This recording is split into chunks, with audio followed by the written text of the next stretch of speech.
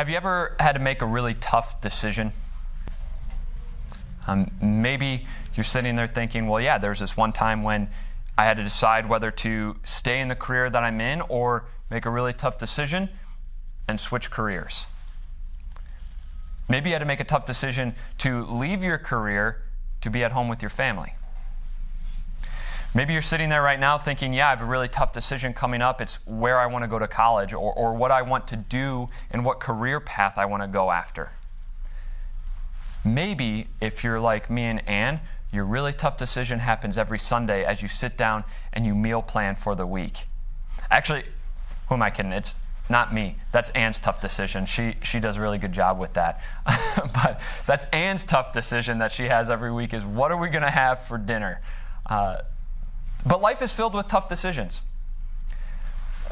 But then there's some decisions as Christians that we have to make that are very difficult. And while all those other decisions, they're tough, these can be even more difficult than that. And that's what Katharina learned. Katharina was a nurse in New York City.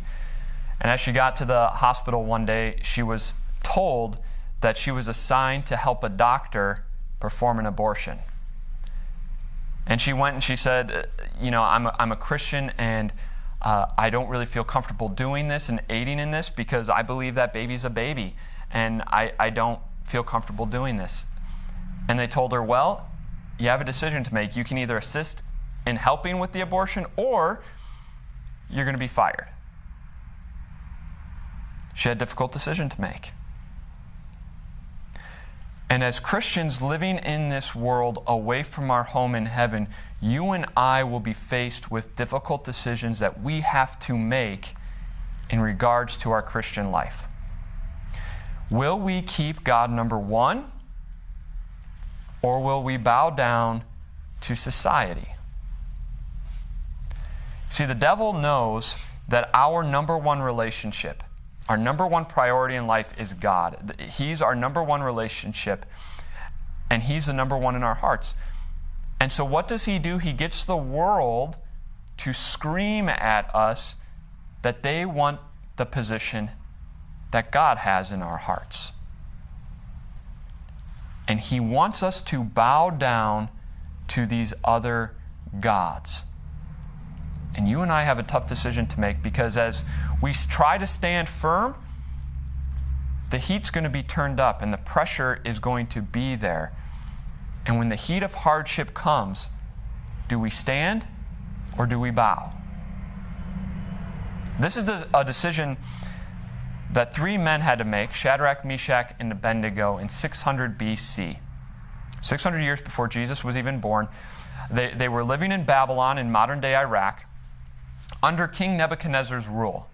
Shadrach, Meshach, and Abednego were three Jewish men, and they were living in the kingdom of Babylon. And here is what happens. We're in Daniel chapter 3. If you want to pull out your phone, your Bible, or if you want to follow along in the notes section, here we go. King Nebuchadnezzar made an image of gold 60 cubits high and 6 cubits wide and set it up on the plain of Dura in the province of Babylon.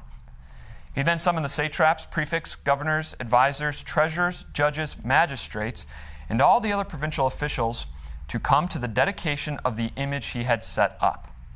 So the satraps, prefects, governors, advisors, treasurers, judges, magistrates, and all other provincial officials assembled for the dedication of the image that King Nebuchadnezzar had set up, and they stood before it. All right, so King Nebuchadnezzar, ruling Babylon, makes this huge gold image. We're told it's 60 cubits high and 6 cubits wide. A cubit was from the tip of your finger down to your elbow. So measurements always kind of went back and forth, but essentially it was around 90 feet high and 9 feet wide. It's an image of gold. What was it? Probably one of two things. Either it was an image of himself, or it was an image representing the gods of Babylon. Babylon was a pluralistic society. They worshipped many gods. And so the thought is it's either an image of him or an image that represents all the gods of Babylon. He calls a festival, a dedication to this gold image. And he calls all of the officials in the province of Babylon. These weren't just your average Joe Babylonian. These were your who's who. These were your politicians. These were your star athletes. And they're coming together. These are the type of people that are coming together for this dedication. And at this dedication, here's what Nebuchadnezzar wants. Then the herald loudly proclaimed, "Nations and peoples of every language, this is what you are commanded to do. As soon as you hear the sound of the horn, flute, zither, lyre, harp, pipe, and all kinds of music, you must fall down and worship the image of gold that King Nebuchadnezzar has set up. Whoever does not fall down and worship will immediately be thrown into a blazing furnace." Therefore, as soon as they heard the sound of the horn, flute, zither, lyre, harp, and all kinds of music, all the nations and peoples of every language fell down and worshiped the image of gold that King Nebuchadnezzar had set up. What did he want them to do? As soon as they heard this music playing, he wanted all the officials to fall down and worship the image of gold. Why? Think about it from Nebuchadnezzar's standpoint. He is the number one ruling nation in the world. He has got officials from all different backgrounds, with all different gods, from all different countries, helping rule his provinces. What does he need? Allegiance. And he needs to be able to trust that these guys aren't going to cause some uprising, but that he can trust them ruling in the provinces that they're ruling. What better way to do that than have them all come together and bow down and worship the gods of the Babylonians? Now remember, they're a pluralistic society, meaning they have many gods. And so Nebuchadnezzar doesn't care what god they worship at home by themselves. In their own home, if they want to worship their own god, fine. But when they come together as a society, bow down and worship the gods that society says is okay to worship. That's how every pluralistic society works. They're okay with you worshiping the God you want at home, but when you come together as a society, bow down and worship the gods that society worships. Nebuchadnezzar says, if we all do this, we all bow down and worship, I have their allegiance. So let's do this. And all of the music starts playing, and people start bowing down. Except for three guys. Here's what we're told. At this time, some astrologers came forward and denounced the Jews. They said to King Nebuchadnezzar, "May the king live forever.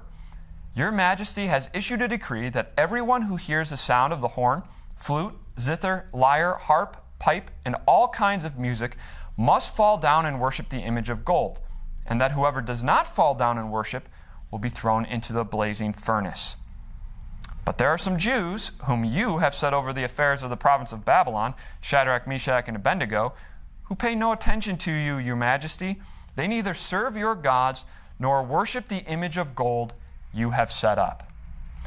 So Shadrach, Meshach, and Abednego had a tough decision. They could either go along with everybody else and bow down and worship this gold image, or they could stand up because nothing was going to be in the place of God.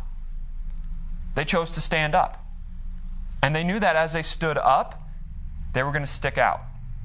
Because everyone else is bowed down, and here they are standing up. And so they stand up, and what happens? Some of the other officials become tattletales, and they go and snitch on them. And they say, "Hey, your Majesty, these three Jewish people that you love so much aren't bowing down to your gold image." Obviously, this did not make Nebuchadnezzar happy, so he calls him in. Furious with rage, Nebuchadnezzar summoned Shadrach, Meshach, and Abednego. So these men were brought before the king, and Nebuchadnezzar said to them, "Is it true, Shadrach, Meshach, and Abednego, that you do not serve my gods or worship the image of gold I have set up? Now, when you hear the sound of the horn, flute, zither, lyre, harp, pipe, and all kinds of music, if you are ready to fall down and worship the image I made, very good. But if you do not worship it, you will be thrown immediately into a blazing furnace. Then what God will be able to save you, to rescue you from my hand?" Now they have another tough decision to make. It was one thing to stand up when it was a general law to bow down and worship this gold image. But now the king has called them out directly. They are standing before the most powerful king at this time. And he's telling them, "Bow down and worship, or I'm going to throw you into the blazing furnace." Now they have got a tough decision. And think of all the excuses they could have made to bow down and worship that God and justify it. They could have said, "Well, I can go through the motions, but not really believe it in my heart." They could have said, "I'm going to bow down now and ask for forgiveness later." They could have said, "I'm going to bow down and fit in with everybody else because I can do more for God's kingdom alive than dead." But really, every excuse comes back to what? Self-preservation, right? I'm going to save myself by following along. Again, the king didn't care that they worshiped God at home. But when society came together, he wanted them to bow down and worship this gold image. Otherwise, they're going to be thrown into the fire. And they had a tough decision to make. And those are the types of decisions that you and I have to make as well. We too live in a pluralistic society. We live here in America where there's freedom of religion. And so there are many different religions in America.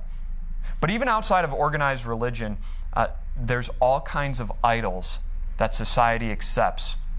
There's the idol of success. There's the idol of our careers. The idol of materialism. The idol of our kids. The idol of friends. The idols of sports. The idols of yourself. And the list goes on and on. And society says it's okay to bow down to these things. In fact, if you don't bow down to these things, you don't fit in. And as a pluralistic society, our society says it's okay to bow down and worship these things. In fact, when we come together, we kind of expect to bow down and worship these things. If you want to worship God, Jesus, you can do it on your own time. But when we come together, bow down to what we say is politically correct to bow down to. And that's when you and I are going to have a tough decision to make. When the heat is on, do we bow down or do we stand up? Again, society doesn't care that we worship Jesus on our own time as long as it's Jesus plus what they consider acceptable. Do we bow down or do we stand up as the heat turns up? As we start getting more fiery looks, as we start to hear the fiery abuse, as we start to get threatened to lose our job, our reputation, do we stand up or bow down? And think of the excuses we can use. Well, I'll bow down, I'll go along with it, but I won't really believe it in my heart. And God knows what's in my heart. Well, I'll bow down now and ask for forgiveness later. Well, I can do more for God's kingdom if I'm fitting in with everybody else than if I stand up and I can't even talk to them because they cast me out. But really, what's behind all those excuses? Self-preservation. We want to keep our reputation. We want to keep our job. We want to keep our spot in the friend circle. We want to keep our spot on the team. We want to keep us alive the way we want to be alive, the way we want to live. How do we know if we're bowing down or if we're standing up? It really comes down to answering this question. Have you faced the heat for standing up for Jesus? Have you faced the heat by saying, no, I'm not going to go along with that because God's my number one? Now, I'm not suggesting you go on social media and take your stand and cause all kinds. No, but when you're faced with a situation, do you bow down or do you stand up? If you haven't faced the heat, if you haven't taken the metaphorical black eye or bloody nose for being a Christian, maybe it's because your nose and your face is pointing to the ground as you're bowing down to the gods around you. And you're not standing up to keep God number one in your life. This is a tough decision that Shadrach, Meshach, and Abednego have to make. They're not looking at the metaphorical black eye. They're looking at losing their life by being thrown into the blazing furnace. How do they respond? Here's what we're told. Shadrach, Meshach, and Abednego replied to him, King Nebuchadnezzar, we do not need to defend ourselves before you in this matter. If we are thrown into the blazing furnace, the God we serve is able to deliver us from it, and he will deliver us from your majesty's hand. But even if he does not, we want you to know, your majesty, that we will not serve your gods or worship the image of gold you have set up. Talk about amazing faith. Unbelievable. They say, King, we don't need to defend ourselves. The God we serve is able to deliver us, and he will.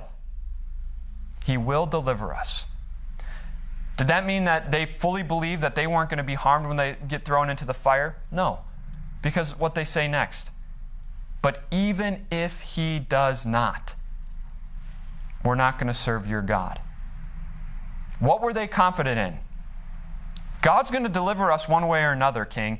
It's either going to be he's going to deliver us and save us from this fire, and we're going to keep living, or you're going to throw us in, we're going to die, and God's going to deliver us by bringing us home to heaven. Either way, we're fine. Either way, we're not going to worship the God you want us to, because God has the number one place in our heart. We're not going to bow down. They made the tough decision. And here's how Nebuchadnezzar responded. Then King Nebuchadnezzar was furious with Shadrach, Meshach, and Abednego, and his attitude toward them changed. He ordered the furnace heated 7 times hotter than usual and commanded some of the strongest soldiers in his army to tie up Shadrach, Meshach, and Abednego and throw them into the blazing furnace. So these men, wearing their robes, trousers, turbans, and other clothes, were bound and thrown into the blazing furnace. The king's command was so urgent and the furnace so hot that the flames of the fire killed the soldiers who took up Shadrach, Meshach, and Abednego. And these 3 men, firmly tied, fell into the blazing furnace. Such an urgent message from King Nebuchadnezzar. Tie him up immediately. Thrown in, fully dressed, and the heat turned up 7 times hotter that his own soldiers died. That's how hot it was. And they get thrown into the blazing furnace. Remember, they have no idea if they're going to live or not. They're just not going to bow down and worship this gold image. Then King Nebuchadnezzar leaped to his feet in amazement and asked his advisors, "Weren't there 3 men that we tied up and threw into the fire?" They replied, "Certainly, your majesty." He said, "Look, I see 4 men walking around in the fire, unbound and unharmed, and the 4th looks like a son of the gods." Nebuchadnezzar then approached the opening of the blazing furnace and shouted, "Shadrach, Meshach, and Abednego, servants of the Most High God, come out, come here." So Shadrach, Meshach, and Abednego came out of the fire, and the satraps, prefects, governors, and royal advisors crowded around them. They saw that the fire had not harmed their bodies, nor was a hair of their heads singed. Their robes were not scorched, and there was no smell of fire on them. Then King Nebuchadnezzar said, "Praise be to the God of Shadrach, Meshach, and Abednego, who has sent his angel and rescued his servants. They trusted in him and defied the king's command and were willing to give up their lives rather than serve or worship any god except their own God.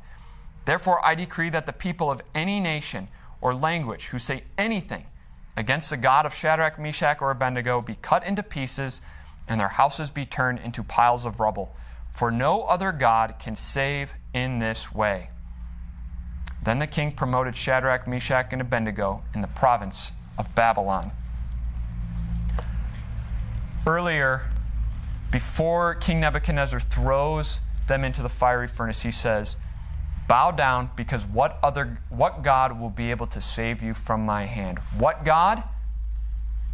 The true God, the only God, the God of the world, can and did save them from the king's hand. How? There was a fourth walking there in the fire. There was another in the fire with them. Who was it? Who was the fourth guy? Well, it could have either been an angel.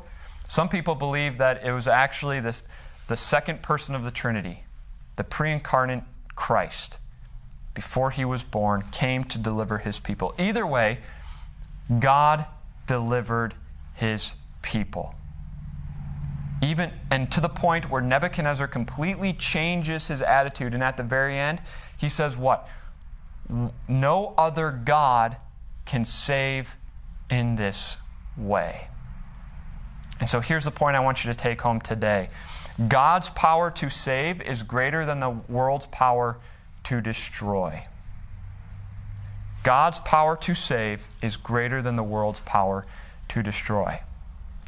The devil incites the world to try to get us to bow down and worship at the threat of destruction, at the threat of losing our reputation, our friends, our careers, our lives. And it's scary, because the world's power to destroy is great, but God's power to save is greater.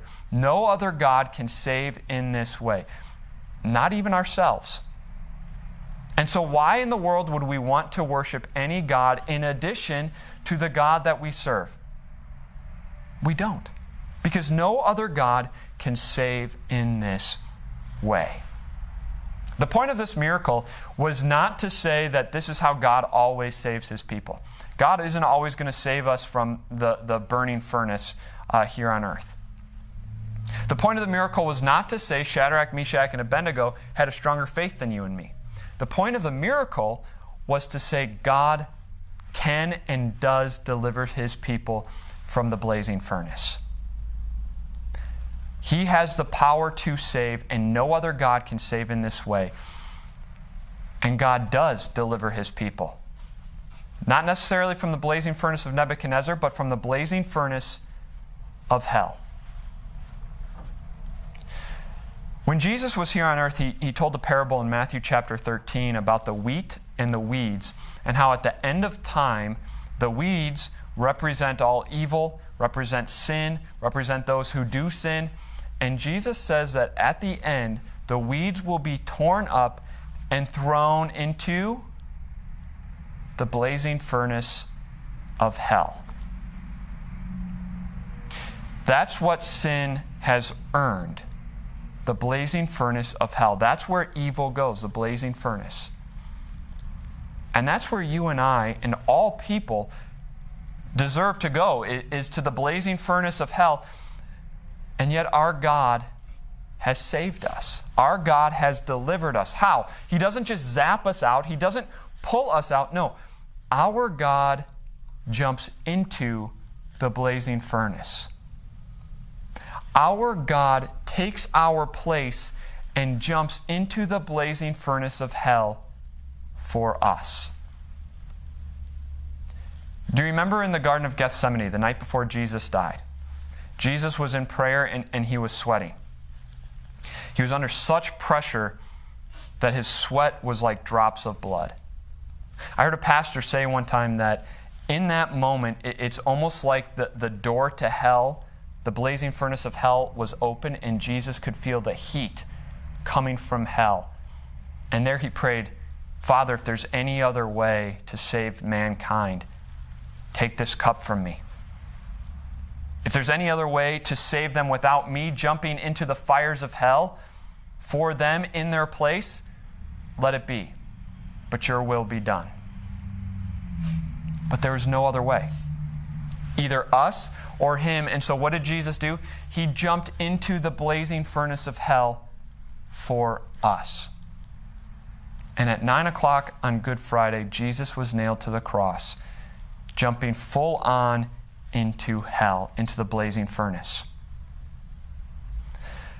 I came across a picture which illustrates this so perfectly. And so here it is. Let's check it out. In that picture, you see Jesus on the cross and the fires of hell against his back. And notice the person at the ground. Nothing. The fires aren't touching them. And that's what happened with you, for you and me.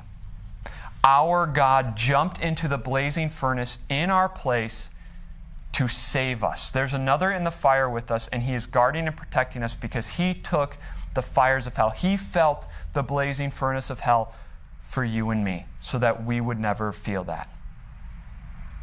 And now, here's the encouragement from God in Isaiah chapter 43 for you and me.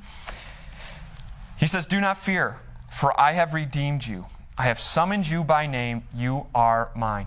God knows you personally, and he has called you by your name. And he has redeemed you, bought you. And how did he do it? His only Son. When you pass through the waters, I will be with you. When you pass through the rivers, they will not sweep over you. When you walk through the fire, you will not be burned. The flames will not set you ablaze. Why? Because Jesus took your place. He went into the blazing furnace of hell for you and me. No other God saves in this way. No other God gets into the blazing furnace for you and with you. No other God does this except for your God, the God of this world.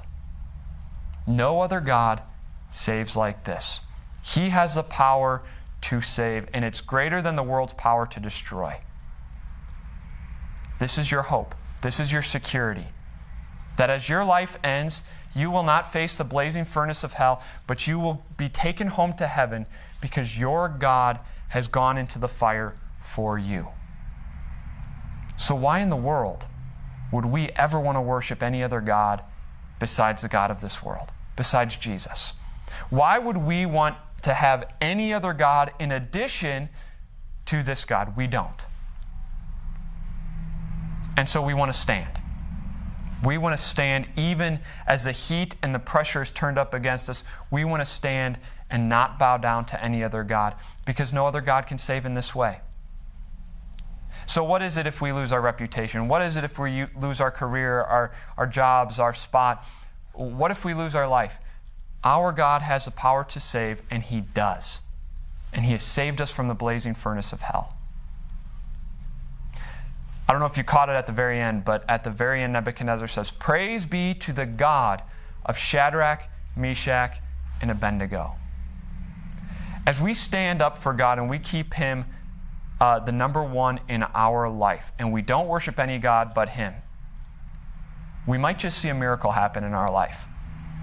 And as we do, how great will it be for other people to see it and for them to say, "Praise be to the God of your name." What a day that will be. Let's give him the opportunity let's give God the opportunity to work a miracle as we trust him, we stand firm, and we worship no God but him, because no other God saves the way our God does. Amen.